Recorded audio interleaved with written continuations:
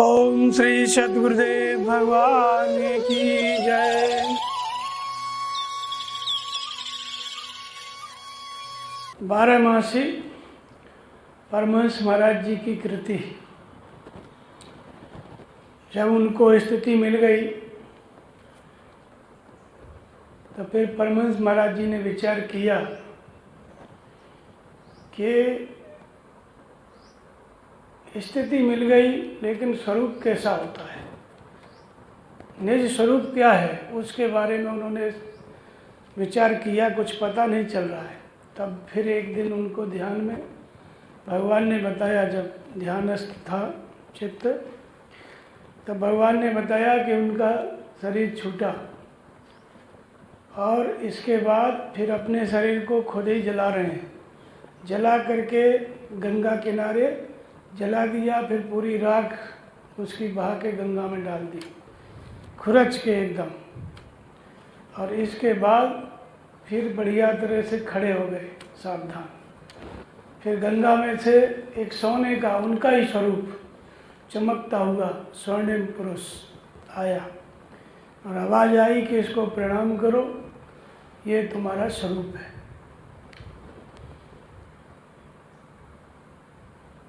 तो परमहंस महाराज जी ने कहा कि मैंने अपने ही स्वरूप को प्रणाम किया, और जब प्रणाम किया उस स्वरूप में भगवान ने कहा कि यही स्वरूप है, आज से तुम इसी में स्थित रहो। जिस दिन से उस स्वरूप में स्थित हुए उस दिन से परमहंस महाराज जी कहते हैं कि उस दिन से मेरा चेहरा आभा बदल गई, पहले की अपेक्षा दूसरे ढंग का हो गया। और इस स्वरूप के साथ ही उनको अनुभूति विभूतियाँ भगवान ने दी। दाएं हाथ का गुण क्या है ये बताया। दाएं हाथ से मार दोगे किसी को फांसी होने वाली है, सजा कुछ भी हो जाए फांसी नहीं होगी। बाएं हाथ से किसी को छू दोगे उसकी सारी दुर्गति हो जाएगी। वाणी में ये गुण है, किसी को उल्टा सीधा गाली दे दोगे, जिस काम से आया है उसका कल्याण हो जाएगा। इस तरह से भगवान ने कई प्रकार की विभूतियाँ उनको दी। और उसके बाद भगवान ने कहा कि यही तुम्हारा स्वरूप है। परमहंस महाराज कहते हैं कि मैं अपने रूप को प्रणाम किया। भगवान ने कहा कि यही हिरण्यगर्भ हिरण्यमय पुरुष है, स्वर्णिम पुरुष। तो यह स्वरूप उनको मिला। अर्थात जब भगवान की प्राप्ति होती है तो जीव अपने ही सहज स्वरूप में स्थित होता है और उसका आकार और सकल सूरत अपने जैसी होती है। तो इसलिए यहाँ पर क्या है, स्थूल शरीर से साधन किया, भजन करते करते जितने जन्म मृत्यु के कारण थे सब समाप्त कर दिए। यही उस शरीर को जलाना है, खुद के द्वारा खुद का जलाना। और जब सारे जन्म मृत्यु के संस्कार समाप्त हो गए तो फिर भगवान उस स्वरूप को प्रदान कर देते हैं। उसी को हम परमात्मा कहते हैं, उसी को निज स्वरूप कहते हैं। सब कुछ वही है, एक ही है। तो वही स्वरूप प्राप्त हुआ। जब स्वरूप प्राप्त हो गया, विभूतियाँ मिल गई, तो फिर भगवान की कृपा, भगवान के ही स्वरूप हो गए। फिर ये बारहमासी आकाशवाणी से उनके अंदर उतरी। 2-3 दिन से लगातार आकाश बोल रहा था। आकाशवाणी से आवाज़ आ रही थी। चलते फिरते उठते बैठते परमहंस महाराज जी ने कहा कि आकाश बोल रहा है, मैं भूल जाऊंगा, तुम लोग याद कर लो।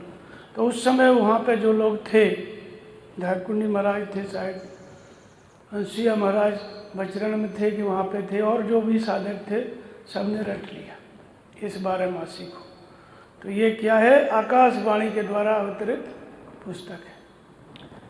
इसके बाद लोग भूल गए। उसके बहुत दिन बाद जब स्वामी जी को जीवनी लिखना हुआ परमहंस महाराज जी की, तो फिर उन्होंने सोचा कि कृति कौन सी है, तो ये बारहमासी याद आई। लेकिन बारहमासी याद नहीं थी स्वामी जी को। फिर जगह जगह जा कर के जो पुराने महात्मा थे, गुरु भाई थे, धारकुंडी महाराज, हंसिया महाराज, इन्हीं से पूछ करके फिर इसको संकलित किए और संकलित करके जीवनादर्श में इसको दे दिए। वही ये बारहमासी है। बारहमासी में है क्या, 12 मासी का मतलब 12 महीने का साधना का स्तर।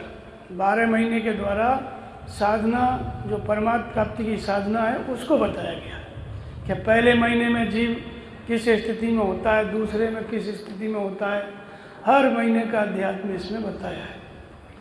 पहले संक्षिप्त में उसका सार बताया शुरू की 4-6 लाइन में कि पूरी 12 महीने में जो साधना पूर्ण होती है उसका पूरा सार शुरू की 2-3-4 जो पंक्तियां हैं 8 उनमें बता दिया कि जो होने वाला है 12 महीने में वो क्या होगा। तो शुरू में उन्होंने बताया कि चैत चित चोर को चेला चतुर सुजान और चित्त के मेले न चौधरी भई चित्त में गलतान। चतुर क्या करी चतुर ने चतुराई, हमारा चित्त चेत चकोर किया, आपन चित्त चांदनी चमकाई। चकचान अचानक चंद चढ़ा, चंदा की चमक चित्त पर छाई। चंदा चंगोर चकोर चला, चित्त चेतन में गिरदी खाई। धरनी पर आया चमक में खो दई काया, चला गया चित्त चोर चतुर जब तक चलने नहीं पाया। लावनी सुन 12 मासी, कटे जासे जन्म मरण फांसी। ये जो लाइन है इन्हीं में पहले सार बताया है कि किस तरह से साधना शुरुआत से और पूर्णता को प्राप्त होती है। तो चैत चित्त चोर को चेला चतुर सुजान और चित्त के मिले न चौधरी भई चित्त में गलतान। चेता हुआ चित्त, उसी को हम चैत कहते हैं, जिसका चित्त जागृत हो गया। तो चित्त चेता हुआ, इसको कब समझना चाहिए? चैत चित्त चोर को, जब चित्त चोर को चाहने लगे। चित्त चोर किसको कहते हैं? जो हमारे चित्त को चुरा ले, चित्त को आकर्षित कर ले और उसका संयम कराए और बदले में अपनी स्थिति प्रदान कर ले। ऐसा कौन है? परमात्मा। इसलिए भगवान कृष्ण को क्या कहा गया? चित्त चोर कहा गया। तो चित्त, जब चेता हुआ चित्त ही चैत है, तो उसको कब समझना चाहिए? जब भगवान को चाहे, भगवान की चाह पैदा हो जाए, जिज्ञासा पैदा हो जाए, उस समय जो है वो चित्त चोर को चाहने लगता है। और चेला चतुर सुजान, चेला कौन है? ये लक्षण किसके अंदर आता है? जो चेला होता है, शिष्य होता है, वही चतुर है, वही सुजान है। लेकिन हम चतुर हैं, हमारे अंदर जिज्ञासा हुई है,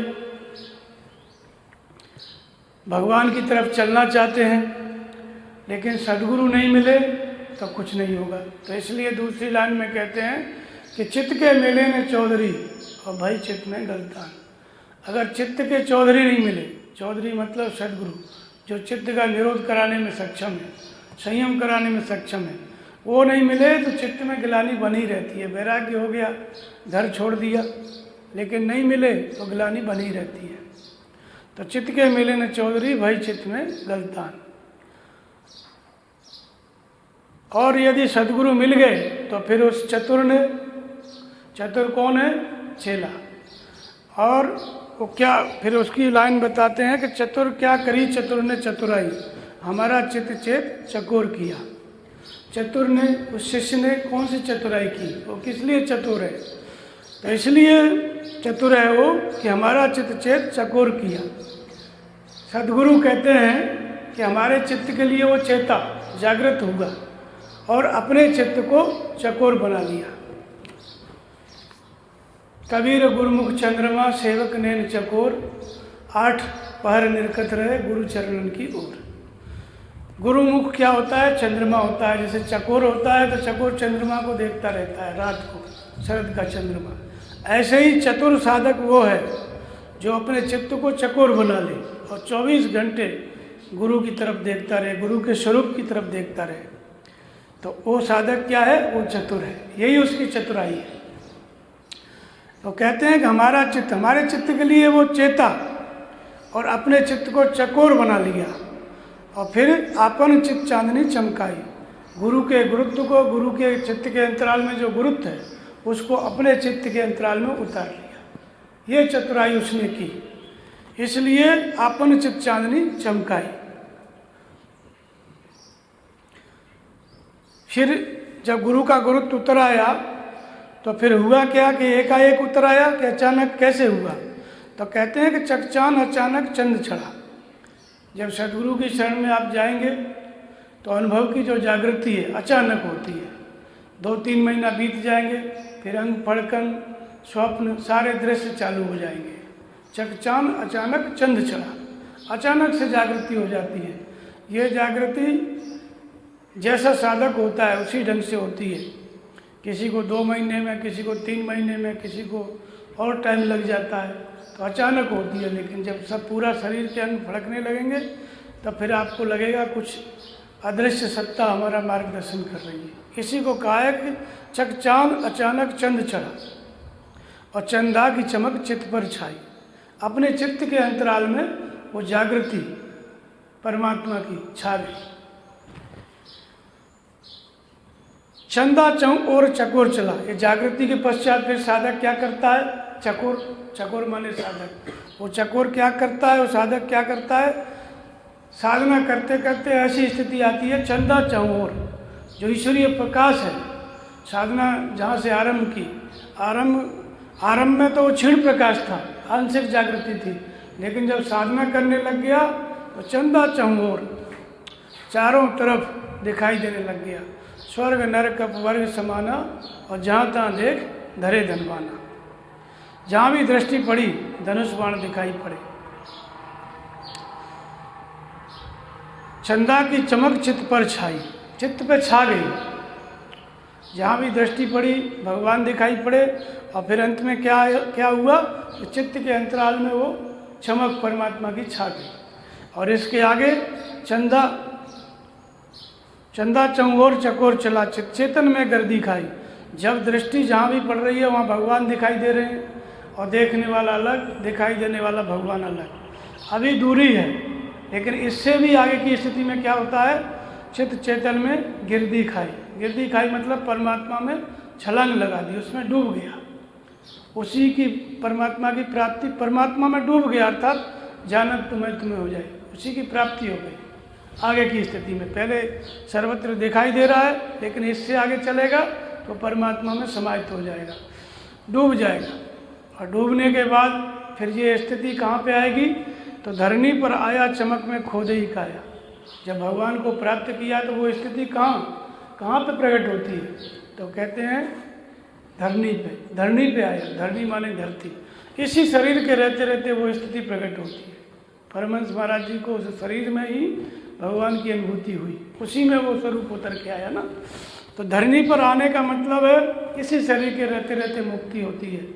अमुए मुक्ति गुरु कहे स्वार्थी, झूठा दे विश्वास। मरने के बाद मुक्ति होगी, इसका मतलब गुरु का कुछ स्वार्थ है। जीते जी इसी शरीर में मुक्ति होती है। इसी को कहा गया धरनी पर आया, चमक में खोदे ही काया। उस ईश्वरीय प्रकाश में क्या हो गया? काया खोदे, अर्थात जन्म मृत्यु के जो कारण थे वो समाप्त हो गए। धरनी पर आया चमक में खोदे ही काया। धड़ धरती का एक ही लेख। इसी शरीर में वो स्थिति उतरती है। शरीर के रहते रहते जिसको मुक्त होना होता है उसी जन्म में होता है, उसी शरीर में वो स्थिति उतर आती है। और चमक में खोदे ही काया, ईश्वरीय प्रकाश में, उस अनुभूति में, भगवान के मार्गदर्शन में चलते चलते जन्म मृत्यु के कारण समाप्त हो गए। खोदे ही काया, चला गया चित्त चोर। इतनी स्थिति प्रदान करके चित्त चोर यानी भगवान गायब हो गए, चले गए।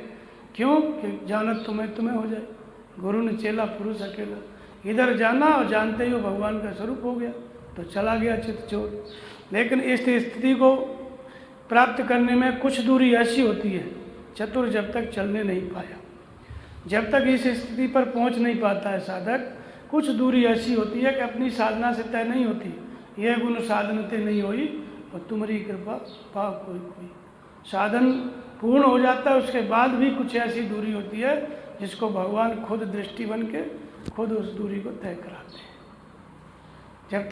जब तक चलने नहीं पाया तब तक वो भगवान खुद, प्राप्ति के पश्चात भी कुछ दूरी ऐसी होती है कि उसको भगवान तय कराते हैं। फिर वो भगवान का स्वरूप होता है, फिर चले जाते हैं। बस चले जाने से पहले कुछ दूरी को तय कराते हैं। लावनी सुन 12 मासी, कटे जैसे जन्म मरण फांसी। ये क्या है?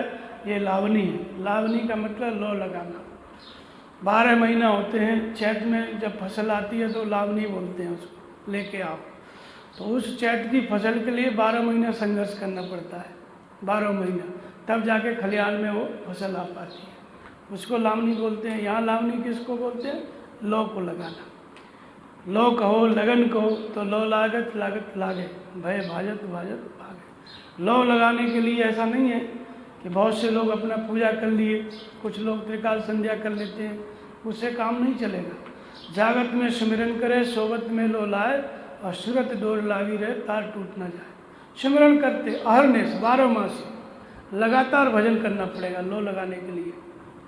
जैसे माता पार्वती ने किया, जन्म कोट सत रगड़ हमारी, वरय समुन तो रहे कुआरी, लगातार भजन किया।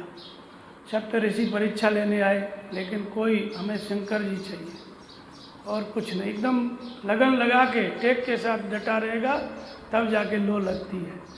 तो कहाँ लगाना है? शुरू में साधक के सामने 2-4 सब्जेक्ट रहते हैं, नाम रूप लीला धाम। नाम जप में लगे रहो, नाम जप से मन छूटा तो लीला में, ब्रह्म विद्या के चिंतन में लगे रहो, जो कुछ स्वप्न में भगवान बताए उसमें लगे रहो, स्वरूप के स्मरण में लगे रहो। नाम रूप लीला और धाम, भगवान की स्थिति, उसके बारे में भी चिंतन करो। ऐसे नाम रूप लीला धाम के बारे में लगे रहो, और धीरे धीरे जागे रहो। जब तक जागो तब तक सुमिरन करो। जो साधक जिसको लो लगाना है, उसके लिए ये चीज़ बताई गई है। बाकी लोगों को तो जितना नियम है उनका उसी ढंग से करें। ये रात दिन जिसको लो लगा के भगवान को पाना है, जिसके अंदर ये जागृति हो गई है प्रबलता, उसको ये दिन रात अपना परिश्रम करना है 12 महीने। तो इसलिए इसको क्या कहा गया? 12 मासी कहा गया। अरनिश लो लगाना है, तो नाम रूप लीला धाम में कहीं न कहीं लगे रहना है। कटे जा से जन्म मरण फांसी, जन्म मृत्यु के फंद को तोड़ने के लिए अहरनिश लो लगानी पड़ेगी। जन्म मृत्यु से मुक्त होने के लिए अहरनिश लो लगानी पड़ेगी, मुक्त होने के लिए। संसार में कुछ चाहते हो तो लो लगाने की जरूरत नहीं है, सेवा करो, थोड़ा बहुत भजन करो, चलेगा, कामना है ना। लेकिन जब कुछ नहीं चाहिए, भगवान चाहिए, तब फिर रात दिन एक ही काम, लो लगाओ। नाम है, रूप है, लीला है, धाम है, कहीं न कहीं लगे रहो। तो इसलिए इसको लावनी कहा गया। वो लगानी पड़ती है। अभ्यास करने के बाद अहरनिश जब अभ्यास करोगे तब जाकर के एक दिन लो लगेगी, इसलिए उसको लावनी कहा गया। तो इसलिए जब लो लगेगी तो उसकी लो लगाने के लिए शुरुआत कहाँ से करते हैं? तो उसको कहते हैं कि चैत में चिंता यह कीजिए। शुरुआत कर रहे हैं कि लो लगाना है तो कहाँ से शुरुआत करनी है? तो चैत में चिंता यह कीजिए, यह तन घड़ी घड़ी चीज है। चैत में क्या चिंता करना? अगर जागृत हो ही गए, चैत का मतलब होता है चेता हुआ चित्त। चेता हुआ चित्त क्या होता है? जानिए तबहि जीव जग जागा, और जब शब्द से विलास विरागा। जब वैराग्य हो जाता है विषयों से, तब उस जीव को क्या चेता हुआ समझो, जागृत समझो। और चेत हो गया उसके अंदर, तो उसको पहला काम क्या करना है? चैत में चिंता यह कीजिए, ये तन घड़ी घड़ी चीज है। फिर वो कौन सा विचार करना है कि ये तन घड़ी घड़ी चीज है। ये मनुष्य का शरीर है, जब तक 80 साल की इसको आयु है, 100 वर्ष की, तो 80 साल 100 वर्ष के अंदर ये 7 बार मर जाता है। जिंदे रहते हुए, शरीर रहते रहते 7 बार चेंज हो जाता है मनुष्य शरीर, बचपन से लेके और वृद्धावस्था तक। मतलब 7 बार चेंज होता है। 7 बार शरीर के जो कोशिकाएँ रहती हैं शरीर में, वो एक बार मर के फिर बदल जाती है। इसीलिए तो परिवर्तन दिखाई पड़ता है। भाई बचपन में शकल सूरत अलग रहती है, लेकिन 10 साल बाद देखोगे तो वही लड़का है, चेंज हो जाता है। फिर देखोगे 20 साल बाद तो दाढ़ी मूछ फिर चेंज हो गया। ये वो वाला शरीर कहाँ चला गया जो बचपन, वो मर गया। तो ये तन घड़ी घड़ी चीज है, हर क्षण हर पल ये चीज रहा है। क्षण मतलब क्षरणशील है, हमेशा ये मर रहा है, ये स्थायी नहीं है शरीर। कोई कोई जल्दी भी चला जाता है, लेकिन 80, 90, 100 साल की जो उम्र है, वहाँ जाते जाते इसका पूरा परिवर्तन बचपन से लेके वृद्धावस्था का आप देख सकते हैं कैसे ये क्षरण हुआ। जो पुराना था, जो शरीर था, यौवन था, सब समाप्त, क्षण गया, गिर गया, और दूसरी अवस्था वाला शरीर आ गया। तो पहले चिंता क्या करना है? जो जागृत हो गया, वैराग्य हो गया, ये तन घड़ी घड़ी चीज है। उसके मन में अपने आप यही विचार आएगा। मनु के अंदर यही तो आया, हृदय बहुत दुख लाग जन्म गयो, हरि भजन होई न विषय विराग, और भवन बसत हुआ चौथपन, चौथीपन अवस्था आ गई। वृद्धावस्था आ गई, भजन नहीं होना चाहता है, मेरा क्यों हुआ? तो ये तन घड़ी घड़ी चीज है। चैत में चिंता यही कीजिए, ये तन घड़ी घड़ी चीज है, इससे करिए तनिक विचार और सार वस्तु है क्या संसार। घड़ी घड़ी तन छीज रहा है तो क्या करना है? विचार करो, विचार करो। यहाँ पर जितने लोग आए हमसे पहले कोई नहीं बचा, आगे भी बचने वाले नहीं हैं। तो जो काल है वो मोह रूपी कढ़ाई में पुलट पुलट के खा जा रहा है। और बचे हुए लोग क्या सोचते हैं कि हम बचे रहेंगे, हम नहीं मरेंगे, वो मर गया। तो ये तन घड़ी घड़ी चीज है, इससे विचार करो। आप विचार कर, किस पे विचार करें? तो सार वस्तु है क्या संसार। ये शरीर तो सार वस्तु है नहीं, तो मरण धर्म है। भगवान कृष्ण कहते हैं अविनाशी तो तत्व है न सब। जितना अविनाशी आत्मा के जितने शरीर हैं सब नाशवान है। आत्मा अविनाशी है, लेकिन शरीर जितने भी पहले वाले भी नाशवान थे, करोड़ों जन्म ले चुके हैं, वो भी सब नश्वर, और आज जो शरीर है भी नाशवान है। तो अविनाशी आत्मा के सभी शरीर नाशवान कहे गए। तो इसलिए सार वस्तु है क्या संसार। इस शरीर में सार वस्तु क्या है, संसार में सार वस्तु क्या है। संसार में बड़े बड़े राजा महाराजा है, कोई तो दिखाई नहीं पड़ता है। बड़े बड़े किले बने पड़े हैं, काई लग गई, कोई नहीं। तो फिर बताते हैं कि सत्य वस्तु है आत्मा, मिथ्या जगत पसार, और नित्य अनित्य विवेकिया लीजिए बात विचार। सत्य वस्तु क्या है? आत्मा ही सत्य वस्तु। आकाशवाणी के द्वारा परमहंस महाराज जी को ये बात अवतरित हुई, और यही बात गीता में लिखी है भगवान कृष्ण ने 5000 वर्ष पहले। आत्मा ही सत्य है, शाश्वत है, सनातन है। जो बात गीता की थी वही आकाश वाणी के द्वारा परमहंस महाराज को अवतरित हुई। क्या? सत्य वस्तु है आत्मा, मिथ्या जगत पसार, और नित्य अनित्य विवेकिया लीजिए बात विचार। सत्य क्या है? आत्मा। और मिथ्या क्या है? संसार है मिथ्या, शरीर है ये भी मिथ्या है, जो कुछ है सब मिथ्या है। ये विचार करना है। जब कोई जागृत हो गया, जिसके अंदर आत्मा की जागृति हो गई, चेत गया भगवान के लिए, लौ लगाने के लिए, तो उसके मन में ये विचार आता है कि कोई स्थायी नहीं है, सब मरते ही तो चले जा रहे हैं काल के गाल में। तो स्थायी क्या है? आत्मा। और नित्य अनित्य विवेकिया, जो विवेकी पुरुष होता है वो विचार कर लेता है सत्य क्या है, सत्य क्या है। लीजिए बात विचार, ये विचार करना है। तो जागृत हो गए आप, चेत गए भगवान के स्वरूप के लिए, तो ये वाला विचार करना है कि आत्मा ही सत्य है, इस पर अडिग रहो, उसी सत्य के लिए हमें प्राप्ति करना है। तो यहाँ से लो का लगना शुरू होता है। लो का कहो, लावनी कहो, लावनी कहो, लो कहो। जैसे दिए को जलाते हैं तो एक लो ऊपर जाती है, तो उस दिए के जलने के लिए क्या क्या करना पड़ा? पहले तो घी का दिया जलता था, तेल था ही नहीं। गाय को घास खिलाया, फिर दूध निकाला, इसके बाद दूध निकालने के बाद उसको उठाया, जमाया, फिर मथा, फिर मक्खन निकाला, फिर मक्खन को जमा गरम करके घी निकाला, और घी निकाल के डाला, तब जा कर के लो लगी। मतलब दिए की लो जली, दिए जो ज्योति है वो जली। ऐसे ही लो लगाना है परमात्मा की तरफ। लो लगने का मतलब है कि हमारा शरीर, मन और इंद्रियां जो संसार की तरफ प्रवाहित हैं, इनकी चेतना संसार की तरफ प्रवाहित है, इनके द्वारा हमारी चेतना ही लो है, लपट है वो शरीर, मन और इंद्रियों के द्वारा संसार की तरफ प्रवाहित है, उधर लो लगी हुई है। और भजन करके जब जागृत हो गए तो भजन करके इनको संयमित करो, और संयमित करके इस लो को परमात्मा की तरफ ऊपर प्रवाहित कर दो, भगवान की तरफ। इसी को लावनी कहा गया है। और इतना काम करने में 12 महीने की साधना है।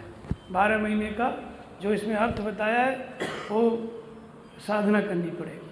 तो पहले चेत हो गया तो लो लगाने के लिए भगवान में लो लगाना है। तो जो नश्वर क्या है उसकी जानकारी जरूरी है।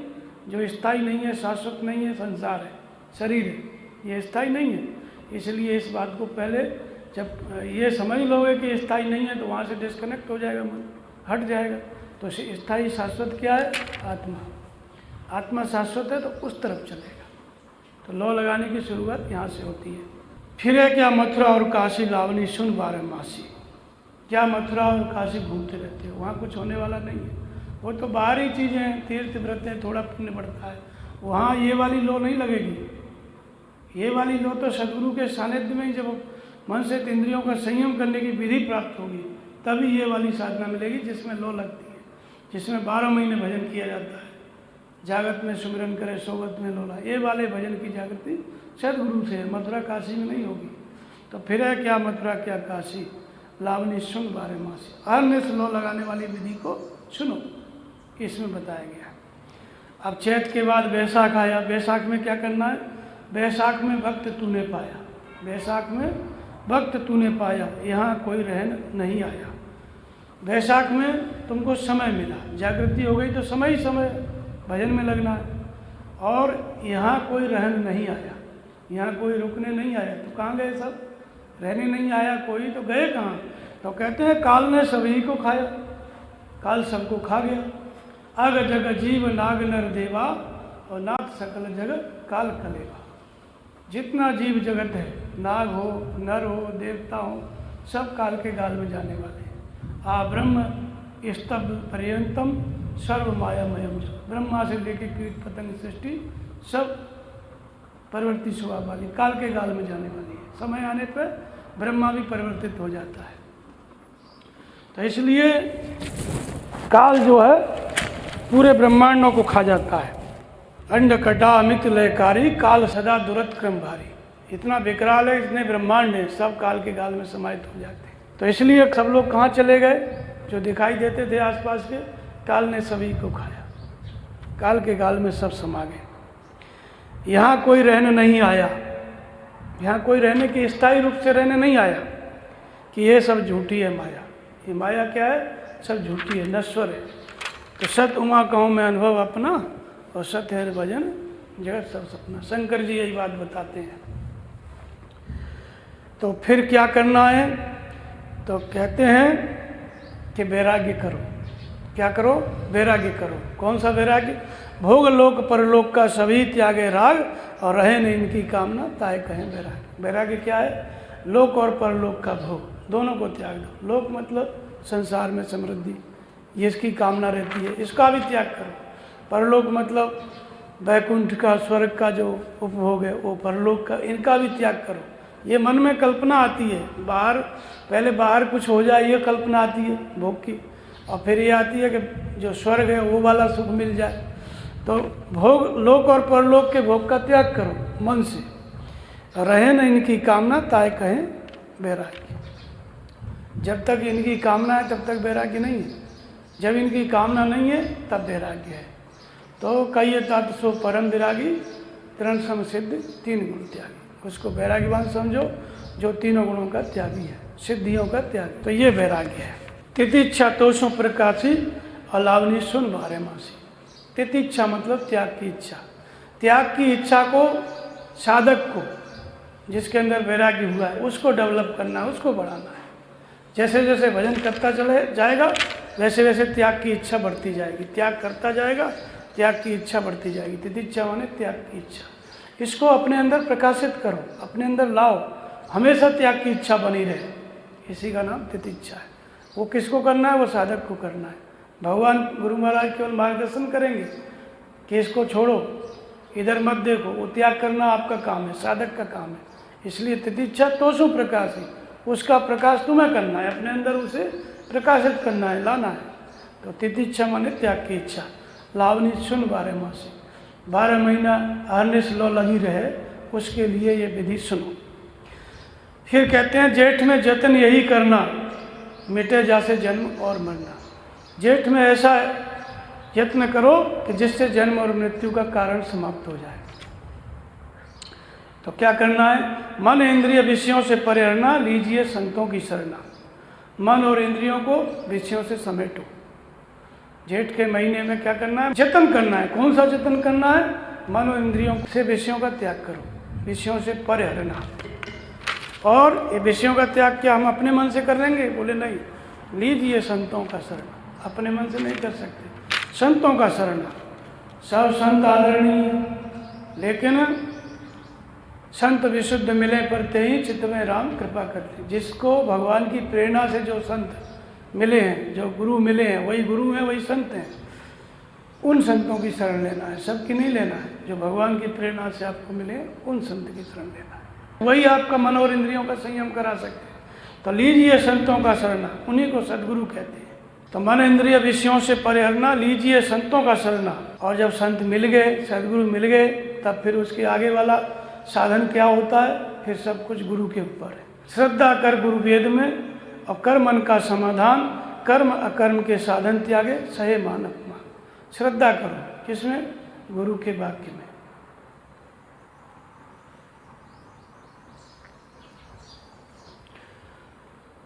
गुरु का एक वाक्य मिल जाए तो करोड़ों शास्त्र बेकार। करोड़ों शास्त्र कब तक काम के हैं? जब तक गुरु का एक वाक्य नहीं मिल रहा है। और जहाँ गुरु का एक वाक्य मिला, शास्त्रों का कोई उपयोग नहीं। कौन सा वाक्य? जो बाहर से बताते हैं वो नहीं, बाहर से तो बताते ही हैं, हृदय से भी गुरु बताने लगे, वो एक वाक्य मिल जाए फिर किसी शास्त्र की आवश्यकता नहीं। लेकिन जब तक ये गुरु का वाक्य न मिले, अनुभव की जागृति न हो, तब तक सब शास्त्र आदरणीय है। तो इसलिए श्रद्धा कर गुरु वेद में, गुरु के वेद में, गुरु की वाणी में श्रद्धा करो। जो बाहर से बोल रहे हैं उसके साथ चलोगे तो भीतर से गुरु बोलेगा, उसमें श्रद्धा करो। और कर मन का समाधान, तो जो भीतर से बता रहे हैं वो वाणी जो निकल रही है वो क्या करती है? उस वाणी के द्वारा क्या करोगे? कर मन का समाधान। मन का समाधान करना है। मन में जो संकल्प विकल्प उठ रहे हैं, प्रश्न उठ रहे हैं, भीतर से भगवान बता देंगे, प्रश्न उठना बंद, सब समझ में आ जाएगा। तो भीतर से जो भगवान बताते हैं वही गुरु का वेद है, वही गुरु की वाणी है। तो वो जब समझ में आ जाती है तो उससे क्या होता है? मन का समाधान होता है। मन में प्रश्न उठते ही रहते हैं, भीतर से भगवान बता देंगे, समाधान। और बाहर से लाख बताते रहे, जल्दी समझ में नहीं आएगा। कोई 10 बार पूछता, पूछने से नहीं आएगा। एक बार भीतर से बता दिए, वो गुरु का वेद है। जैसे ही विश्वास करोगे समाधान हो जाएगा। तो श्रद्धा कर गुरु वेद में, कर मन का समाधान और कर्म अकर्म के साधन त्यागे, सहो मान अपमान। जब वो वाणी मिलने लगी भीतर से, गुरु की वेद मिलने लगा, वाक्य मिलने लगा, तो कर्म कर्म के साधन त्यागो। फिर क्या करना है क्या नहीं करना है, जो बुद्धि से सोच रहे हैं ना, उसका त्याग कर दो। ये करना ये नहीं करना है। जब तक गुरु की बात समझ में नहीं आ रही है तब तक तो चलेगा ही। जब बात समझ में आ गई भीतर का वेद, तब फिर क्या करना है क्या नहीं करना है सब छोड़ो, फिर उस बात पे चलो जो गुरु जी बता रहे हैं, अंदर से प्रेरणा कर रहे हैं अनुभव के द्वारा, उस बात को समझ के चलना है। सहो मान अपमान। जब उस बात को समझ के आप चलोगे तो आपके सामने कौन सी क्षमता विकसित होगी? सहो मान अपमान। सम्मान निरादर आदर ही सब संत सुखी विचरंत मई। जब गुरु की बात पर चलने की क्षमता आ जाएगी तो मान और अपमान, आदर और निरादर, दोनों से ही वो साधक प्रभावित नहीं होता है। क्योंकि भगवान बता रहे हैं, ये जो तुमको बोला ये कितने पानी में खड़ा है, तो कोई असर ही नहीं पड़ता है।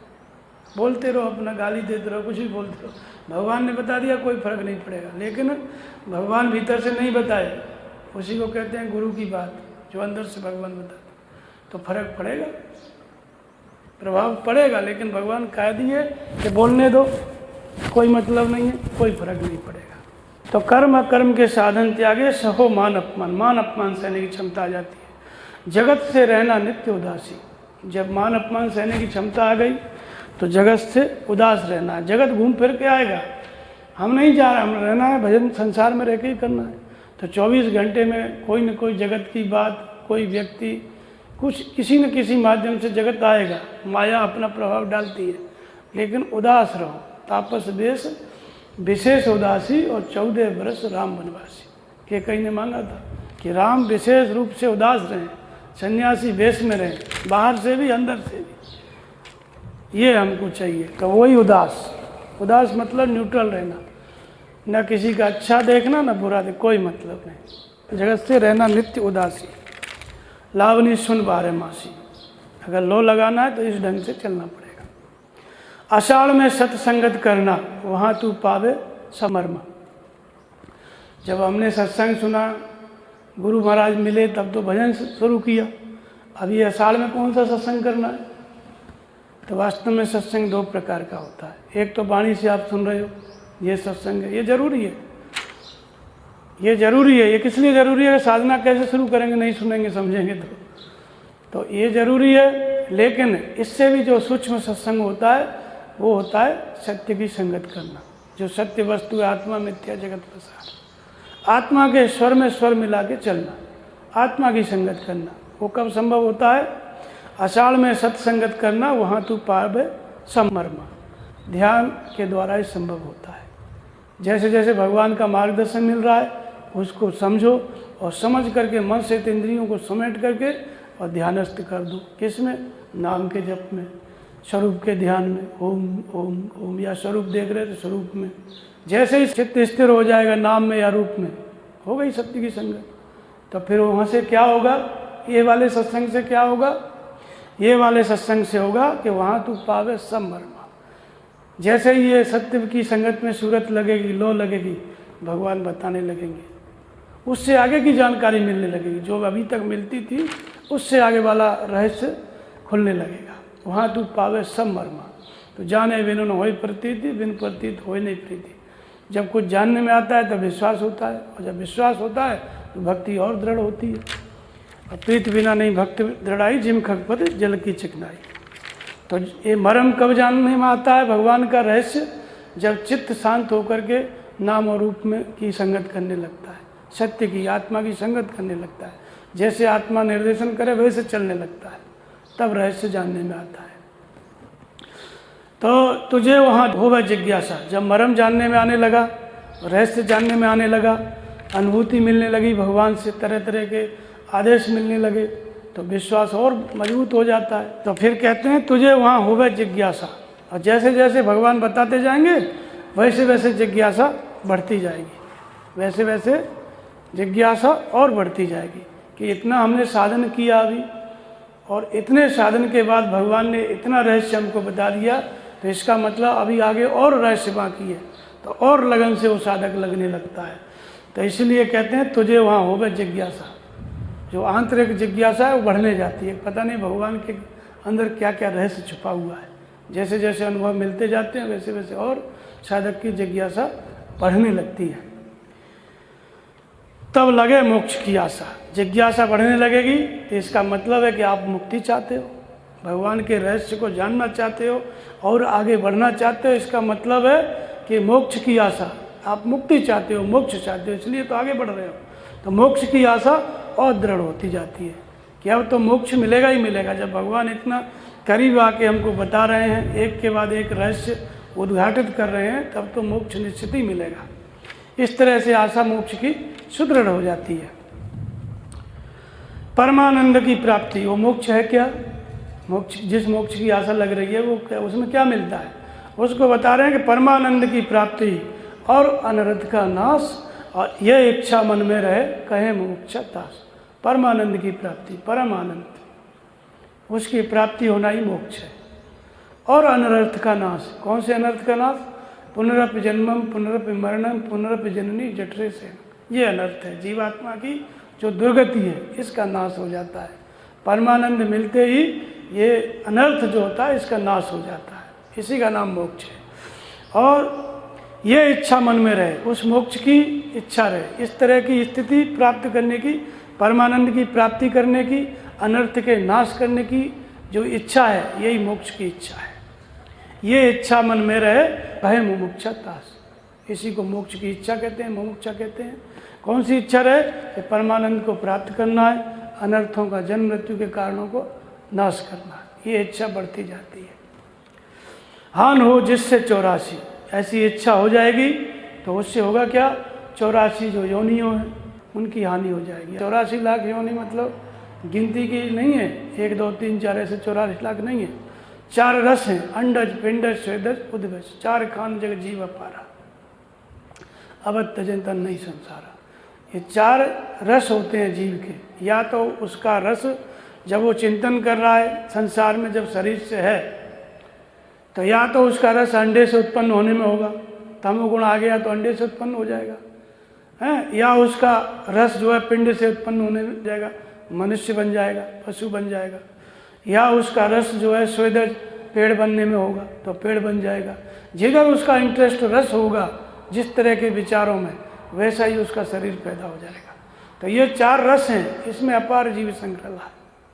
गिनती के 84 नहीं, 4 रस से आपका ये शरीर, ये फॉर्म ये बनता रहता है। मनुष्य शरीर, पशु शरीर, पक्षी शरीर, कीट पतंग शरीर, जिसमें रस लोगे उसी में आप चले जाओगे। इसका नाम है 84।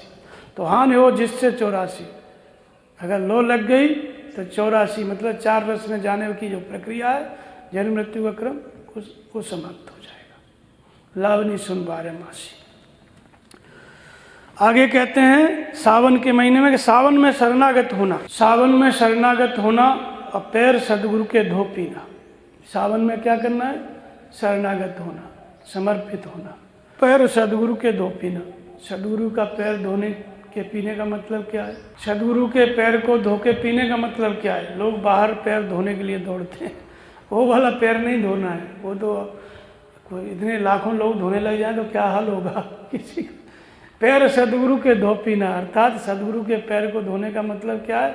श्री गुरु पद नख मणगण ज्योति स्मृत दिव्य दृष्टि होती। जैसे ही चरण हृदय में आ गए और मन लग गया उनको देखने में, समझो आपने धो के पी लिया। तो इस तरह से सावन में जब पूरा समर्पण हो जाता है साधक, तो सदगुरु का पैर हृदय में आ जाता है। साफ जब होए तोहरा सीना, अगर चरण हृदय में आ गए तो फिर शुद्ध हो जाता है हृदय, साफ हो जाता है सीना। साफ जब होए तोहरा सीना, रंग तब रहनी का दीना। जिन चरणों का ध्यान कर रहे हो वो सदगुरु संत की रहनी दे देगा, ला के दे देगा। रंग उसका संत की रहनी क्या होती है, वो रंग आपके अंदर अपने आप आने लगेगा। जैसे जैसे चरणों का ध्यान करते जाओगे, चित्त सीना हृदय साफ होता जाएगा, वैसे वैसे साधुता के गुणधर्म उतरते आएंगे। वो रहनी का रंग वो सदगुरु ला के प्रदान करते जाएंगे, अंदर ही अंदर सब होता रहेगा। जैसे जैसे ध्यान करते जाओगे सदगुरु वो रहनी आपको प्रदान करते जाएंगे, संत की रहनी। रंग तब रहनी का दीना। इसके आगे क्या होगा? तत्वमसी के अर्थ को तोय करूं प्रकाश, संशय शोक मिटे तेरा होय अविद्या नाश। जब चरण हृदय में आ गए, संत की रहनी आ गई, और इसके बाद क्या है? तत्वमसी के अर्थ को तोय करूं प्रकाश। तत्वमसी का मतलब होता है वो ब्रह्म तुम ही हो, वो परमात्मा तुम्हारे ही अंदर है, तुम्हारा ही स्वरूप है। इस तरह भगवान हमारे अंदर है, ये बात प्रकाशित करने लगते हैं। कौन? सदगुरु। तो तत्वमसी के अर्थ को तोय करूं प्रकाश। जैसे जैसे ध्यान करते जाओगे वो तत्व तुम ही हो, इस बात की अनुभूति धीरे धीरे सदगुरु प्रदान करने लगे। वो प्रकाशित होने लगेगा कि वो मेरा ही स्वरूप है। ध्यान करके जिस तत्व को मुझे पाना है वो मेरा ही स्वरूप है। इस तरह की अनुभूति सदगुरु प्रदान करने लगते हैं। अपने हृदय में वो प्रकाश प्रकाशित होने लगता है, उसका अनुभव होने लगता है कि वो ब्रह्म मेरा ही स्वरूप है। संशय शोक मिटे तेरा तब होय अविद्या नाश। ऐसा प्रकाशित होने लगा वो ब्रह्म मेरा ही स्वरूप है, तो संशय और शोक, संशय समुदाय समाप्त हो जाते हैं। तो सदगुरु मिले जाए जिनमें संशय भ्रम समुदाय। तो सदगुरु बाहर से मिलता है तब नहीं जाता है संशय, जब भीतर चरण पकड़ में आ गया और धीरे धीरे कौन सा ज्ञान होने लगा कि ब्रह्म तेरा ही स्वरूप है। काकभूषण जी को लोमस कहते हैं, सोते हैं ताए तो नहीं भेदा। उन्होंने पूछा कि बताओ ब्रह्म की उपासना, तो उन्होंने कहा कि वो तुम ही हो, तुम में और उसमें कोई अंतर नहीं है। तो ऐसे ही सदगुरु भीतर से बताने लगते हैं, जैसे जैसे ध्यान करने लगता है साधक कि वो ब्रह्म मेरा ही स्वरूप है, इस बात का आभास उसके अंदर होने लगता है। ये सदगुरु की प्रेरणा से नहीं, भगवान की प्रेरणा से। उससे होता क्या है? संशय शोक मिटे तेरा। होगा क्या? सारे संशय मिट जाएंगे। सदगुरु का गुरुत्व जैसे जैसे मिलता जाएगा वैसे वैसे संशय समाप्त होते चले जाएंगे। तो संशय शोक मिटे तेरा, संशय समाप्त हो गए। होय अविद्या नाश। और क्या होगा? अविद्या का नाश हो जाएगा, अविद्या का नाश हो जाएगा। जैसे जैसे ये बात सुदृढ़ होती जाएगी कि वो ब्रह्म मेरा ही स्वरूप है, वैसे वैसे अविद्या नष्ट होती जाएगी, संशय निर्मूल होते जाएंगे। तो ये किसके द्वारा होगा? पैर सदगुरु का। जैसे जैसे चरणों का हम ध्यान करते जाएंगे वैसे वैसे इस तरह की अनुभूति होती जाएगी। महीना भादों का आया, भरम सब छीजे, और गुरु की भक्ति चित्त धार प्रेम रस पीजे। भादों का महीना आ गया। भादों में क्या होता है? जब बरसात होती है खूब तगड़ी, तो सारे पेड़ हरे भरे हो जाते हैं। हरियाली कैसे हो जाती है? डार्कनेस, गहरा, एक कालमा को लेके हरियाली हो जाती है, मतलब गहरा हरा रंग हो जाता है पूरी प्रकृति का। तो इसका मतलब हुआ कि महीना भादों का आया, भरम सब चीज़ें, सारे भरम मिट गए। जैसे ही भरपूरता आई, किसकी भरपूरता? भजन की। भजन पहले से ही भजन साधक कर रहा है, लेकिन भादों का महीना मतलब भरपूरता। भरपूरता का मतलब होता है कि भजन की गहराई, और भजन गहरा हो गया। जब गहरा हो जाता है तो उसको भादों का महीना कहते हैं। जैसे भादों में निरंतर बरसात होती है ना, ऐसे ही धारावाहिक चिंतन होने लग गया, लगातार भजन होने लग गया। जागत में सुमिरन करे, पहले अभ्यास करता था, अब होने लगा, सोबत में लोलाए। तो भजन की गहरी अवस्था ही भादों का महीना है, गहरी अवस्था आ गई। भ्रम सब चीज़ें, कोई भ्रम नहीं रहता है, सारे भजन भ्रम समाप्त हो। और गुरु की भक्ति चित्तधार प्रेम रस पीजे, गुरु की भक्ति को चित्त में धारण करो, प्रेम रस पियो। प्रेम रस का मतलब होता है कि जब मैं था तब हर नहीं, अब हर है मैं नाय, और प्रेम गलियत सांकरी तावी से दोनों समान। प्रेम रस जो पीता है कैसा उसका मन होता है। गुरु की भक्ति चित्तधार, गुरु की भक्ति आ गई चित्त में। गुरु की भक्ति मतलब नाम का जप करना, स्वरूप का ध्यान करना, ये गुरु की भक्ति है चित्त में। और फिर प्रेम रस पीजे, प्रेम हो जाता है। प्रेम का मतलब है जो भीतर से गुरु आदेश दे रहे हैं उसको पकड़ के चलना, यही प्रेम रस पीना है। जैसे जैसे ध्यान करता जाएगा, प्रेम का मतलब जो गुरु की आज्ञा है उसके आधार पर चलना, यही प्रेम रस पीना है। तो प्रेम का मतलब जैसे हम चाहते हैं हम अपना छोड़ दें और गुरु को ही, गुरु की आज्ञा सिर धर चलिए। जो गुरु को अपने सिर पे रख देता है, उसी को कहा है भरत ने, सिर भर जाए उचित समोरा, सबते सेवक धर्म कटोरा। प्रेम का मतलब है कि जो विचार गुरु का है, बाहर का और भीतर का, भगवान जो बता रहे हैं उसी को अपने मस्तिष्क में धारण कर लो, अपना अस्तित्व अलग कर दो, गुरु को ही अपने मस्तिष्क में धारण करके चलो। तो गुरु की भक्ति चित्तधार प्रेम रस पी रहे, प्रेम के साथ, मतलब आज्ञा पालन। गुरु की भक्ति चित्तधार प्रेम रस पीजे, और ईश्वर से अधिक भक्ति गुरु की कीजिए, ईश्वर से भी अधिक भक्ति गुरु की कीजिए। तो इसके लिए वाल्मीकि कहते हैं कि तुम ते अधिक गुरु जी जानी, सकल भाव सेवन सम्मानी। सब कर मांगे एक फल, राम चरण रति हो, तिनके मन मंदिर बसो, सिय समेत तुम दो। इसका मतलब क्या हुआ ईश्वर से अधिक भक्ति का? तो ईश्वर की भक्ति तो हम कर ही रहे हैं, लेकिन जब तक प्राप्ति नहीं हुई तब तक तुम ते अधिक गुरु जी जाने। गुरु का महत्व बहुत बड़ा है। गुरु बिन भवने तरह न कोई, जो विरंच शंकर हम हुई। ब्रह्मा और शंकर की स्थिति पा लेता है, गुरु से दूरी हो गई तो फिर वो पार नहीं जाएगा। दूरी का मतलब भीतर से डिस्कनेक्ट हो गया, जो बात मिल रही है उससे अलग हो गया तो फिर पार नहीं पाएगा। तो इसलिए ईश्वर से अधिक भक्ति, तुम ते अधिक गुरु जी जानी, क्योंकि आगे की साधना बिना गुरु के नहीं बढ़ सकती है।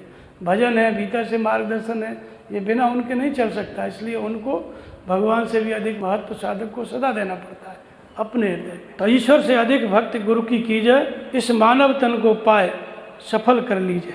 मानव तन की यही सार्थकता है कि गुरु भीतर से मार्गदर्शन कर रहा है, उस मार्गदर्शन में से चल रहा है, और ईश्वर से अधिक महत्व गुरु का है, दे रहा है। क्योंकि वो जो ईश्वर मार्गदर्शन कर रहा है वो गुरु के द्वारा कर रहा है। गुरु से दूरी होने पर वो ईश्वर मार्गदर्शन नहीं करेगा।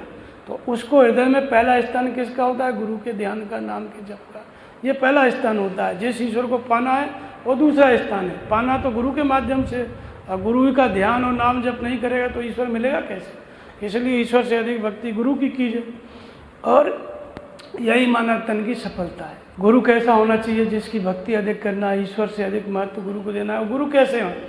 तो ब्रह्म वेत्ता वक्ता सुरत, गुरु के लक्षण जान और इच्छा राखे मोक्ष की ताय शिष्य पहचान। गुरु कैसा होना चाहिए?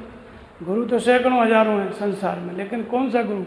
ब्रह्म वेत्ता, ब्रह्म के विषय में जानता हो, और वक्ता सूरत, जैसे जैसे हम सूरत लगाएं नाम जप में, ध्यान में, वहीं पर मार्गदर्शन करें, ऐसा गुरु होना चाहिए।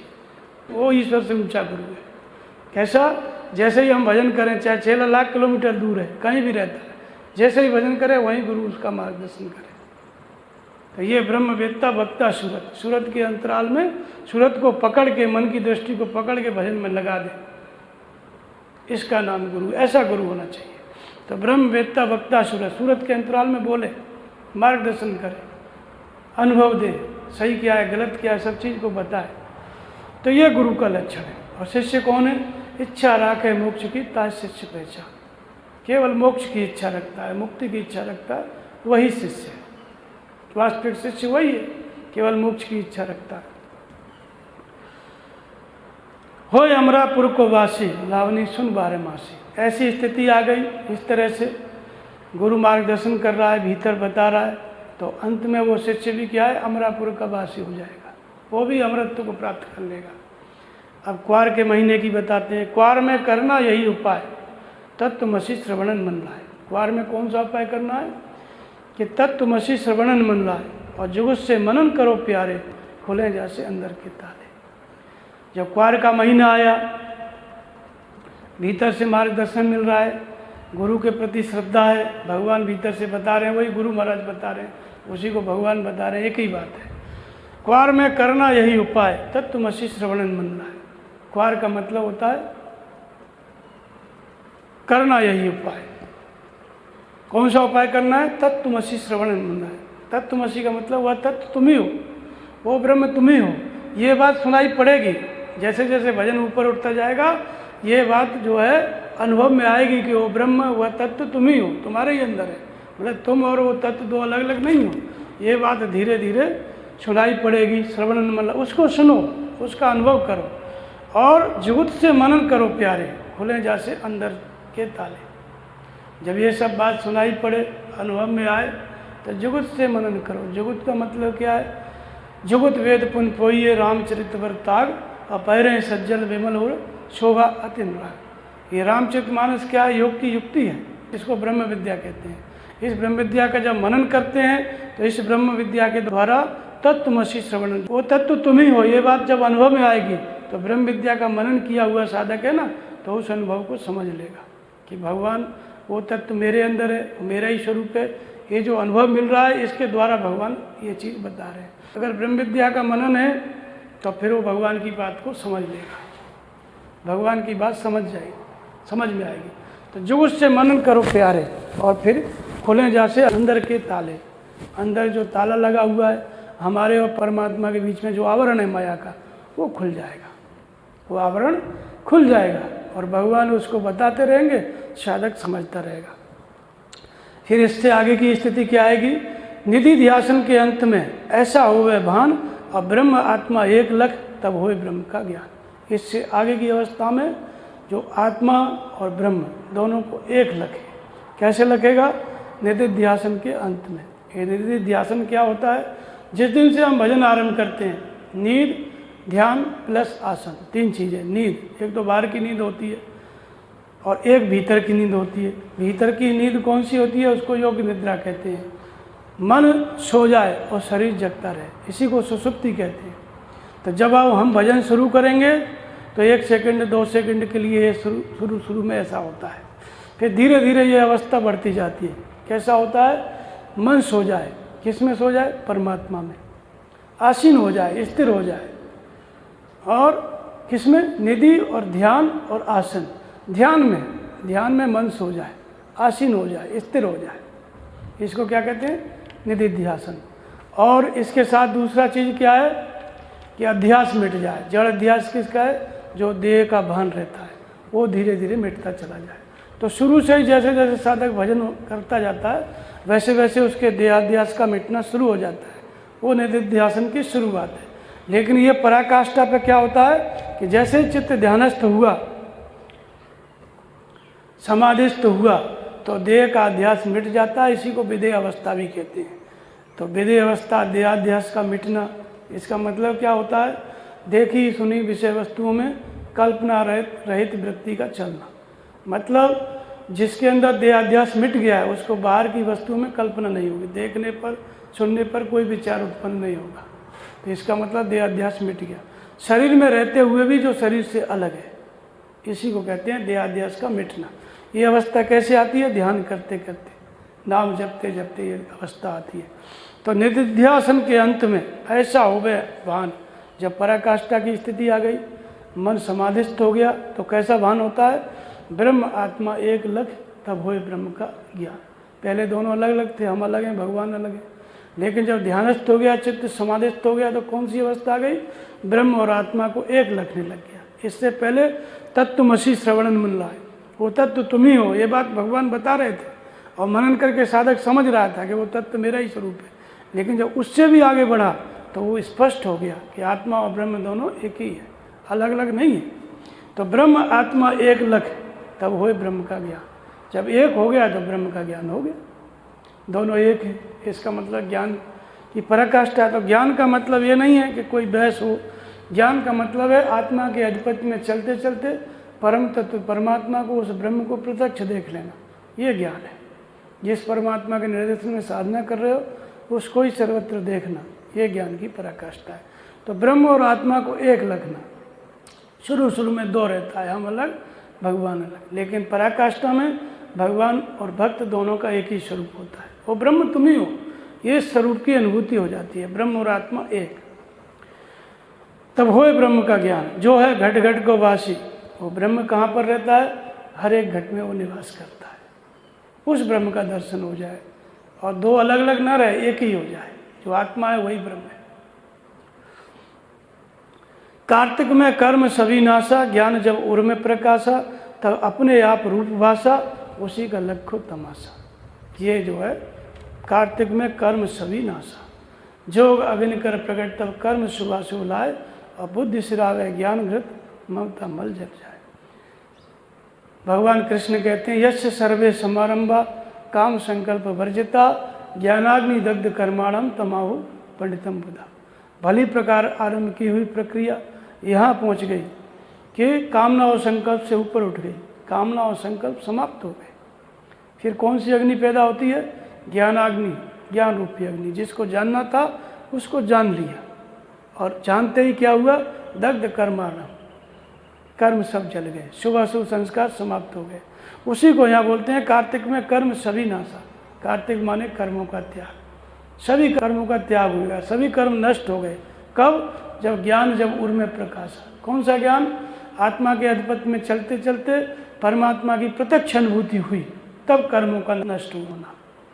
तो धर्म ते विरत योग ते ज्ञान, और ज्ञान मोक्ष प्रद वेद बखाना। ज्ञान ओर में जब प्रकाशा, ज्ञान में परमात्मा की अनुभूति हुई, तब कर्मों का त्याग हुआ। तब अपने आप रूप भाषा, अपना आप, तब अपना जो स्वरूप है वो भाषित होने लगता है संपूर्ण भूतों में। भगवान कृष्ण कहते हैं, जो संपूर्ण भूतों में अपनी आत्मा को देखता है और अपनी आत्मा में संपूर्ण भूतों को देखता है, वो यथार्थ देखता है। फिर कहते हैं, जो माम पश्यति सर्वत्र सर्वम च मैं पश्यति, जो सर्वत्र मुझे देखता है और मेरे अंदर संपूर्ण सृष्टि को देखता है, वो यथार्थ दिखता है। तो ज्ञान तब उर में प्रकाशा, उसी का लखो तमाशा। अब जो ज्ञान हो गया अपने स्वरूप का, फिर उसका तमाशा देखो। तमाशा देखने का मतलब जैसे जैसे भगवान रखते हैं, जो जो बताते हैं वो सब देखते जाओ। कौन कौन सी महिमा आपके द्वारा भगवान चमत्कार कराते हैं, वो सारी महिमा देखने में आती है, उसी का लखो तमाशा। जैसे परमहंस महाराज जी थे तो तमाशा नहीं देखते थे, रामनगर की रामलीला देखने का मन था, है तो वो किसका तमाशा था? अपने स्वरूप का तमाशा था। तपस्या करके जो स्वरूप उन्होंने प्राप्त किया, जो उन्होंने संकल्प किया कि हमें देखना है, तो भगवान बता दिए ना, ये किसका तमाशा है? उसी स्वरूप का, जिस स्वरूप को प्राप्त किए। तो वो आत्मा और ब्रह्म एक हो गए, तब ये तमाशा देखने में आता है। तो उसी का लखो तमाशा, अपने आप रूप भाषा, अपना ही रूप दिखाई देने लगता है। तो वो रूप कैसा है? तो कहते हैं कि आर पार हमरो नहीं, नहीं देश काल से अंत, और मैं ही अखंडित एक हूँ सब वस्तु का तंत्र। वो अपना रूप होता है, जो कहते चले आ रहे हैं वो ब्रह्म तुम ही हो। फिर आत्मा और ब्रह्म एक देखने में आ गया, फिर अपने रूप का तमाशा देखने में आई। सब अवस्थाएं हैं अलग अलग। और आगे चल के वो रूप कैसा है कि आर पार हमरो नहीं, नहीं देश काल से अंत, और मैं ही अखंडित एक हूँ सब वस्तु का तंत्र। बुद्ध को जो प्राप्ति हुई, जैसे ही वो अपना समाधि में, गहरी समाधि में गए, तो उनको दृश्य आया। इतना बड़ा रूप उनका हो गया कि उनके पैर श्रीलंका के आगे समुद्र में, उनका सिर हिमालय की चोटी पर रखा हुआ है, जिसको कहते हैं सागर माथा कहते हैं, उस पर रखा हुआ है। और एक हाथ पूरा मरुस्थल में उधर अरब तक, और दूसरा हाथ इधर पूरे देशों में फैला। इतना बड़ा रूप उनको दिखाई दिया, मतलब अपने स्वरूप का विस्तार देखा। और एक जो महापुरुष होते हैं, भिन्न भिन्न प्रकार से भगवान बताते हैं। तो आर पार हमरो नहीं, आदि अंत को जासु न पावा। जो परमात्मा आदि और अंत से रहित है, तो जो भक्त भगवान को पाता है वो भी आदि और अंत से रहित हो जाता है। इस चीज़ को वो अनुभव करता है, देखता है। नहीं देश काल से अंत, और मैं ही अखंडित एक हूँ सब वस्तु का तंत्र। दूसरा कोई नहीं, एक परमात्मा, और वो परमात्मा उसी का स्वरूप है, अलग से नहीं। ये अनुभव होता है उसको। मैं ही चेतन अविनाशी लावनी सुन बारे मासी। पहले भगवान चेतन है शुरुआत में, लेकिन ध्यान करते करते, साधना करते करते कैसी अवस्था आ गई कि मैं ही चेतन। मतलब पहले भगवान चेतन थे और फिर जानत तुम्हें तुम्हें हो जाए, खुद ही भगवान का स्वरूप हो गया। वो चेतन मुझसे भिन्न नहीं है, मैं ही चेतन अविनाशी लावनी सुन बारे मासी। अब आ गया अगहन, पूस, माह और फागुन।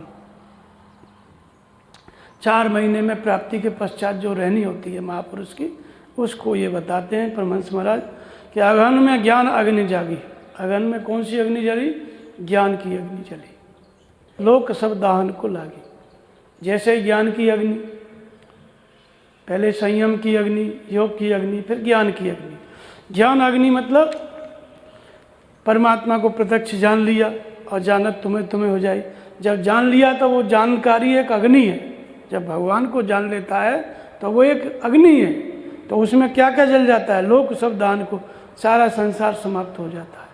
जे जाने जग जाए हिराई, जिसको जान करके जग हिरा जाता है, खो जाता है। गिरजा सोई कृपाल रघुराई, वही परमात्मा है। तो लोग सब दहन को लागी, जलने लगे सब लोग। कौन से लोग? कौन कौन जलने लगा? फूंक दिए ब्रह्मा और विष्णु। पहले ब्रह्मा विष्णु जले। तो ब्रह्मा विष्णु, बाहर कोई ब्रह्मा विष्णु नहीं है, भीतर जो योग की विधि थी, भजन शुरू किया था। तो जब भजन की पराकाष्ठा आ गई, भगवान मिल गए, तो भजन की आवश्यकता खत्म। योग की विधि ब्रह्मा थी, वो जल गई, उसकी भी आवश्यकता नहीं। फूंक दिया ब्रह्मा और विष्णु। विश्व में अणु रूप में व्याप्त सत्ता जो पालन करते थे भगवान, जब वो मार्गदर्शन करते थे, योगक्षेम करते थे, तो साधक भजन करता था। जब भजन पूरा हो गया तो योगक्षेम की जरूरत नहीं, विष्णु भी फूंक दिए। फूंक दिए राम और कृष्ण। राम का मतलब होता है अनुभव। भीतर से भगवान जो अनुभव दे रहे थे, जो गुरु की बात मिल रही थी, तो किस लिए मिल रही थी? चलने के लिए, भजन करने के लिए। जब साधक भगवान को पा लिया तो भगवान किस लिए बताएं, अनुभव किस लिए दें? उनको तो आवश्यकता नहीं है, तो वो राम भी फूंक दिए। और कृष्ण, कृष्ण का मतलब सदगुरु। एक तो सदगुरु बाहर रहता है, वो बाहर शरीर से बैठा हुआ है, वो सदगुरु अलग, उसी का एक स्वरूप होता है, साधक के अंदर से संचालित होता है। वही सदगुरु जहाँ साधक रहता है वहीं पे वो काम करने लगता है। तो वो सदगुरु का जो काया से संचालित होता है वो कृष्ण। तो इसलिए सदगुरु एक जगह पर रहते हैं, वही नहीं है। जहाँ साधक भक्त रहता है, भजन कर रहा है, ध्यान कर रहा है, वही सदगुरु वहाँ पे भी रहता है, उसी शरीर में। तो काया से, इसी काया से संचालित रहता है। संचालित रहता है मतलब ये जो भजन करा रहा है, साधक भजन कर रहा है, ये सब सदगुरु ही है। तो गुरु का गुरुत्व जो है उसके अंदर प्रवाहित रहता है। इसलिए कहते हैं कि फूंक दिए राम और कृष्ण। अब जो काया से संचालित था, भजन करा रहा था, तो भजन पूरा हो गया, भगवान मिल गए, तो उसकी भी जरूरत नहीं रह गई। गुरु ने चेला पुरुष अकेला, तो उसको भी फूंक दिया। फिर कहते हैं जलत जलत ऐसी जली, जाको आरन पार, और ईश्वर जीव ब्रह्म और माया फूंक दिया संसार। जलते जलते ज्ञान की अग्नि ऐसी जली, यानी परमात्मा की जो अनुभूति हुई, ज्ञान माने अनुभूति, भगवान को जाना, और जानते ही उसमें क्या क्या समाप्त हो गया? ईश्वर ब्रह्म जीव और माया। ईश्वर अलग नहीं रह गया, ब्रह्म अलग नहीं रह गया, वो सब एक ही रूप में समाहित हो गए। माया नहीं रह गई, ईश्वर जीव जीव नहीं रह गया, फूंक दियो संसार। ये सब क्या था? संसार ही तो था। ये भी संसार की पराकाष्ठा थी। ईश्वर है, जीव है, ब्रह्म है, माया है। जब तक भगवान नहीं मिले तब तक ये सब की जरूरत है। लेकिन जैसे ही जानकारी हो गई तो वो परमात्मा क्या है? अनिर्वचनीय। वहाँ ईश्वर जीव माया ब्रह्म कुछ नहीं रहता, कोई भी चीज़ अलग नहीं रह गई, सब साधक का ही स्वरूप हो गया। गुरु का गुरुत्व उसके अंदर प्रवाहित हो गया, अलग से कोई भगवान नहीं रह गया। तो ईश्वर ब्रह्म जीव और माया फूंक दियो संसार, बिना ईंधन के प्रकाश। ये प्रकाश कैसा हुआ? बिना ईंधन का। यहाँ पे कोई आग नहीं जलती है। जैसे ही ज्ञान की अग्नि प्रकट हुई, भगवान की प्रत्यक्ष अनुभूति हुई, सोई जाने जे देव जराई, जानत तुम्हें तुम्हें हो जाए। ईशावास्य मिदम सर्वम, सर्वत्र तो ईश्वर ही दिखने लगा। तो उसमें ये सब चीज़ समाप्त हो गई। भीतर और बाहर एक ही देखो, भाव मिटा सब दूजा। कबीर कहते हैं बाहर भी वही परमात्मा, भीतर भी वही परमात्मा, एक ही दिख रहा है, दूसरा कोई है ही नहीं। मैं भी खत्म, माया जीव ईश्वर सब खत्म। तो इसको कहते हैं कि जलत फूंक दियो संसार बिना ईंधन के प्रकाश से। ये योग रूपी ज्ञान रूपी अग्नि है, यहाँ कोई ईंधन का प्रकाश नहीं है, ये भगवान का प्रकाश है। अब पूष के महीने में क्या है, पूष में पूरन आपे आप, तहाँ पर नहीं पुण्य और पाप, कहो अब जपूं कौन का जाप, मिटा सब जन्म मरण संताप। जब प्राप्ति हो गई तो उसके आगे क्या होता है, पूष का महीना। पूष का मतलब पूर्णता, पूर्णता मतलब पूर्णत्व को प्राप्त कर लिया। तो पूर्णत्व को प्राप्त कर लेता है तो क्या क्या छूट जाता है, तहाँ पर नहीं पुण्य और पाप, न कहीं पाप है न कहीं पुण्य है, सब खत्म। और क्या खत्म होता है, कहो अब जपूं कौन का जाप, नाम जप रहा था अब तक, अब नाम जप भी भगवान बंद करा देते हैं, कोई ज़रूरत नहीं। भगवान कृष्ण कहते हैं न कर्म करने से कोई लाभ है न छोड़ने से कोई हानि, लेकिन पीछे वालों के लिए कर्म करता हूँ, क्योंकि पीछे वालों के लिए कर्म करते रहेंगे तो उनको मार्गदर्शन मिलता रहेगा। तो महापुरुष के लिए कोई ज़रूरत नहीं नाम जपने की, लेकिन क्यों जपते हैं, दूसरे लोग उनको देख के भजन करते हैं इसलिए। तो अब वो अपने लिए कोई आवश्यकता उनको नाम जपना ही नहीं है।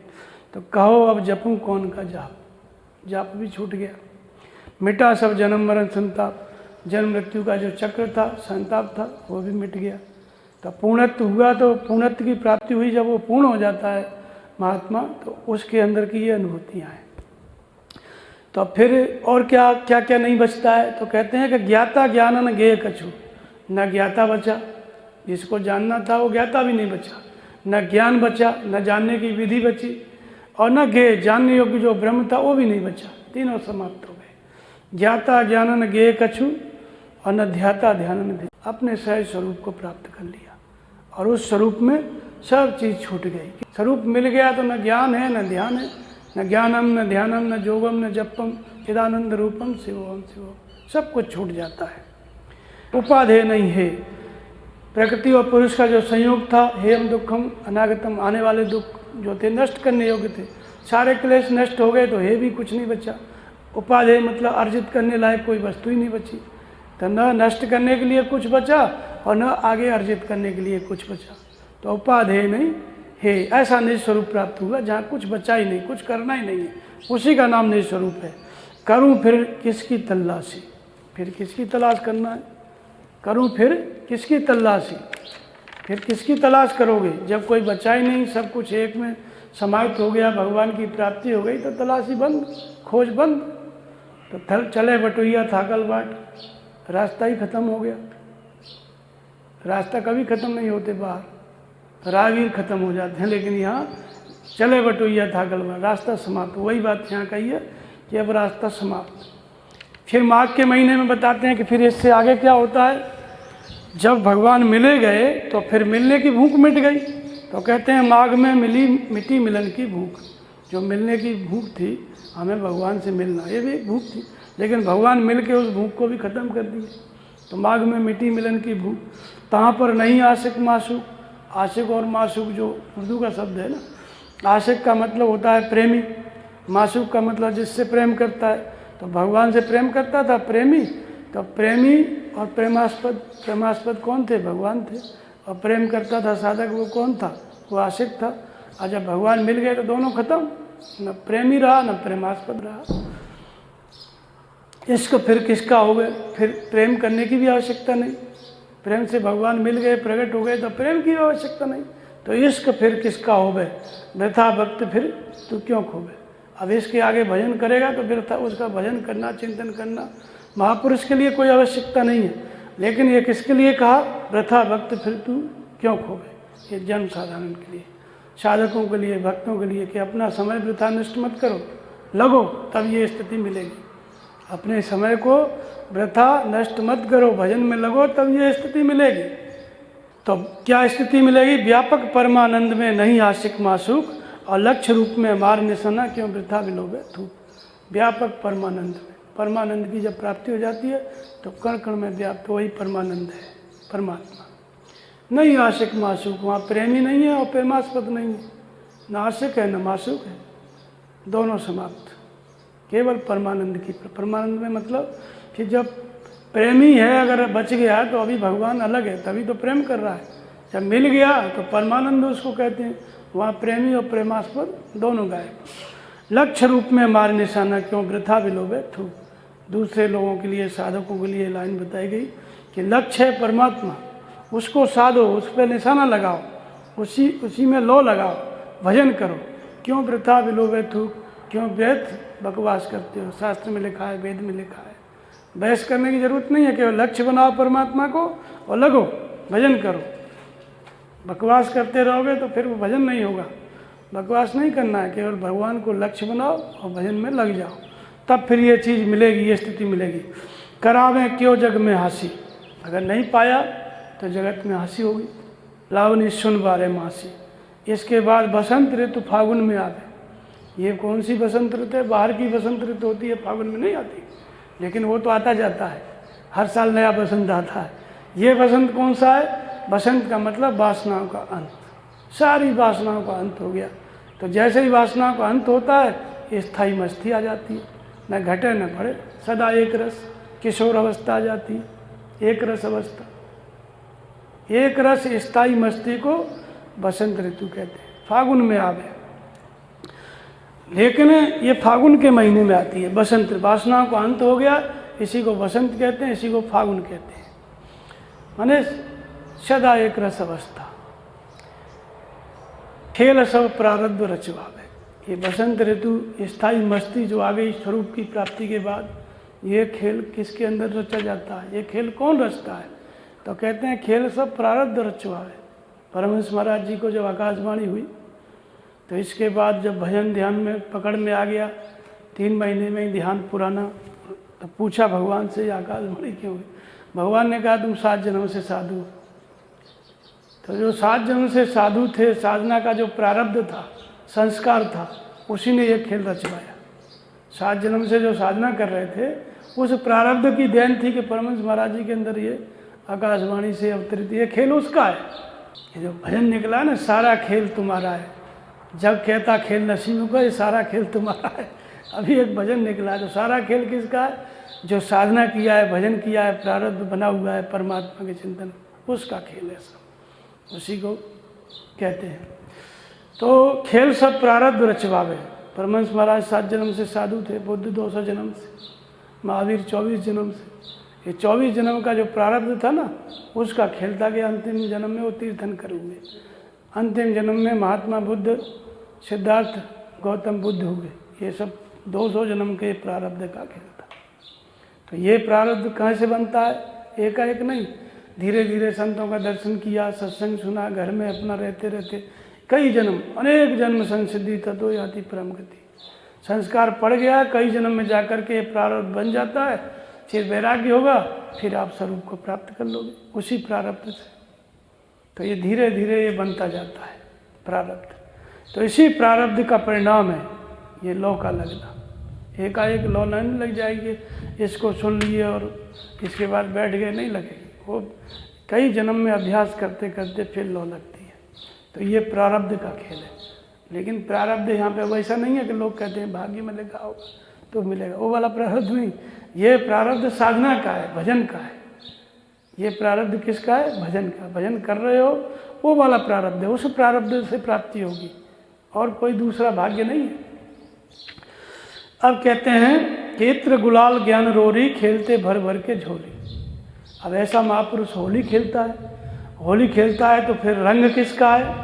केत्र गुलाल जो रंग है, रोरी है जो डालते हैं, वो किसका है? वो ज्ञान का है। जो उनको अनुभूति हुई है परमात्मा की, वही रंग उनके पास है। और जब कोई उनके पास जाएगा तो वही वाला रंग फेंकेंगे, वही रंग चढ़ाएंगे, अपना रंग, ज्ञान का रंग। ये गुलाल किसका है? ज्ञान का। ज्ञान मतलब साधना की जानकारी पहले लेगा कोई भी जाएगा, फिर भजन करने लग गया तो भीतर से ज्ञान की जागृति हो जाएगी, फिर करो भजन, वो रंग चढ़ गया सदगुरु का। तो इत्र गुरार ज्ञान रोरी, खेलते भर भर के झोली। वो भर भर के झोली खेलते हैं, कभी घटता नहीं है। ओम पूर्णमद पूर्णमिदम पूर्णात् पूर्णमेवावशिष्यते पूर्णस्य पूर्णमादाय पूर्णमेवावशिष्यते। एक श्लोक है ये, पूर्णमद पूर्णमिदम पूर्णमेवावशिष्यते। पूर्ण में से पूर्ण दे दिया जाए तब भी शेष पूर्ण ही बचता है। महापुरुष जिस स्वरूप को प्राप्त किए हैं उसकी जागृति वो करोड़ों आदमियों में कर दें, फिर भी वो स्वरूप उनका पूरा का पूरा ही बचा रहेगा, घटेगा नहीं, सदा सीट खाली रहेगी। करोड़ों लोग एक साथ उसको समझ के साधना जागृत कर लें, महापुरुष कर दें, उस स्वरूप को प्रदान कर दें, फिर भी वो पूर्ण ही बचेगा। और संसार में ऐसी कोई वस्तु नहीं है कि देने के बाद घटेगा, निश्चित ही घट जाता है। लेकिन स्वरूप करोड़ों लोग प्राप्त कर लें फिर भी घटेगा नहीं, पूरा का पूरा बचा रहेगा। तो इसलिए खेलते भर भर के झोली, खूब खेलते हैं फिर भी घटता नहीं। ज्ञान बांटते हैं, ज्ञान देते हैं, फिर भी ज्ञान घटता नहीं है, दिन दिन बढ़त सवायो, बढ़ता ही जाता है। तो इसके बाद अंतिम लाइन है कि होली अविद्या फूंक के हो गए गुप्तानंद, समझे कोई सुगढ़ विवेकी, क्या समझे मतमंद। होली अविद्या, कौन सी होली फूंक दिए? अविद्या रूपी होली। अविद्या का मतलब हम लोग आत्मा को अनात्मा मानते हैं, शरीर को आत्मा मानते हैं, असत्य को सत्य मानते हैं, दुख को सुख मानते हैं।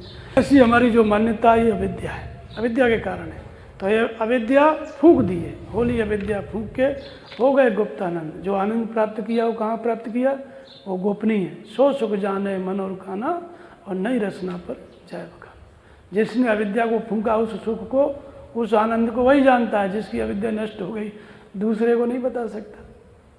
उसके बारे में बात होगी, सत्संग प्रवचन होगा, लेकिन कैसा है वो दूसरे को नहीं बता सकता। जिसके अंदर होगा गूंगे की शक्कर, जो खाए सोई पहचाने, कबीर कहता है। तो समझेगा कोई सुगढ़ विवेकी। गुप्तानंद को कौन समझेगा? जो सुगढ़ विवेकी, जो अपने विवेक के साथ साधना में लगा हुआ है, वो उस आनंद को समझ सकता है, क्योंकि उसको भी उसकी झलक मिलती है।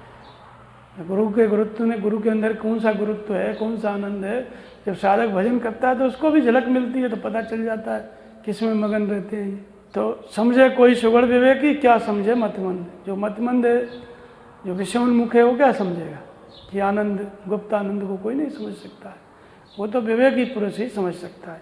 जगत की धूल उड़ी खासी, जगत की धूल उड़ गई, जे जाने जग जाए हिराई। जिसको भगवान को जानने से संसार खो जाता है। और तुलसीदास जी कहते हैं, नाम लेत भव सिंधु सुखाई। नाम जपते जपते परावाणी की पराकाष्ठा में, जहाँ ध्यान समाधि में परिवर्तित हुआ, परमात्मा की प्रत्यक्ष जानकारी हुई, तो भव सिंधु सूख गया। यहाँ कहते हैं धूल उड़ी काशी, जगत की धूल उड़ गई, सूख गया, खत्म हो गया जगत। लावनी सुन 12 मासी, 12 महीने लो लगाओ, एक दिन का काम नहीं है। अहरनिश लो लगाओ, नाम है, रूप है, सेवा है, दिन रात लगाओ, तब जाकर के लो लगती है। लो लग गई, भगवान मिल गए, तो जगत की धूल उड़ जाएगी, जगत समाप्त हो जाएगा। बोलिए श्री सद्गुरुदेव भगवान की जय।